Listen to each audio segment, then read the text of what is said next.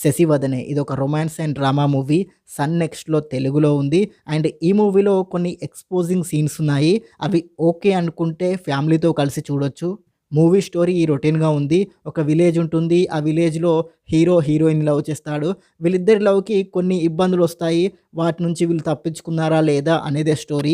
ఇలాంటి స్టోరీతో ఇదివరకే చాలా మూవీస్ వచ్చాయి. మూవీలో కొత్తగా ఏం లేదు. అవే రొటీన్ సీన్స్‌తో మూవీ మొత్తం సాగదీశారు. కొంచెం కామెడీ చేయడానికి ట్రై చేశారు కానీ అవి అంత సిల్లీగా అనిపించాయి. ఫస్ట్ 37 మినిట్స్‌లో 3 సాంగ్స్ వస్తాయి.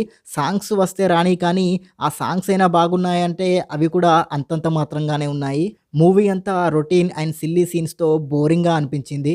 హీరో అండ్ హీరోయిన్ యాక్టింగ్ పర్లేదు బానే ఉంది. అండ్ మూవీలో ఏదైనా ప్లస్ పాయింట్ ఉంది అంటే అది సినిమాటోగ్రఫీ మాత్రమే. అండ్ లొకేషన్స్‌ని చాలా బాగా పిక్చరైజ్ చేశారు.